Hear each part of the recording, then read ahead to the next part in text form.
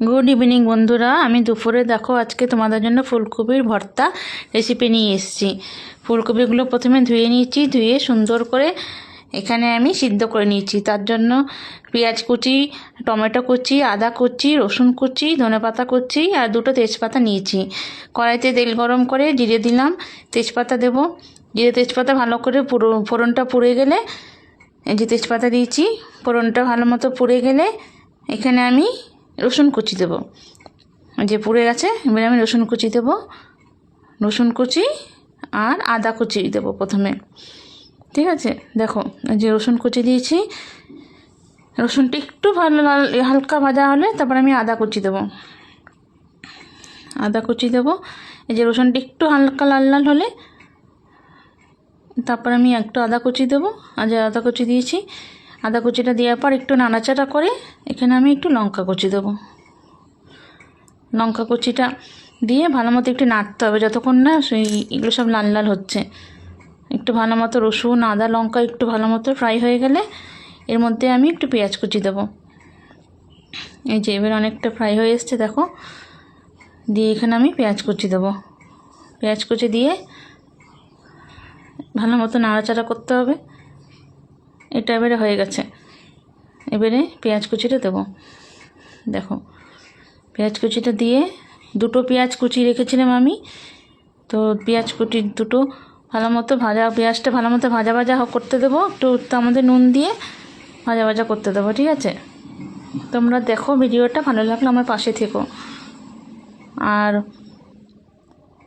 আর এটা পেঁয়াজটা একটু ভালো মতো ভাজা ভাজা হবে, তার জন্য একটু নুন দিয়ে দেবো।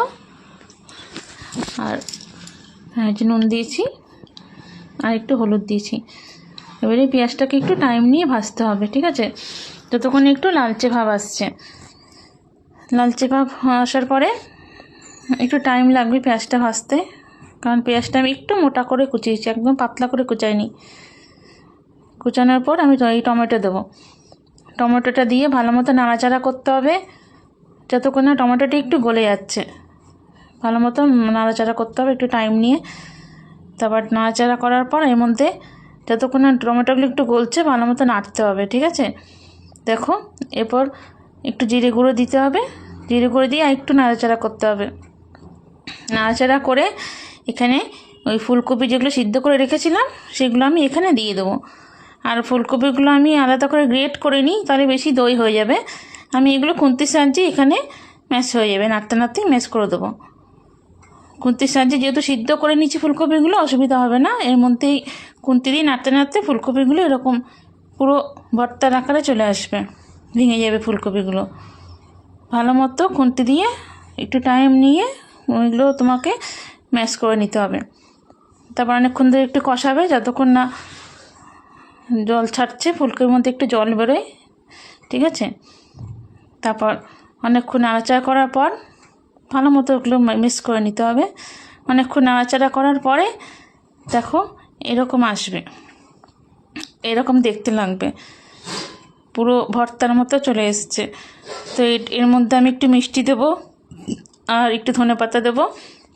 ধনেপাতা দিয়ে ভালো মতো একটু নাড়াচাড়া করব।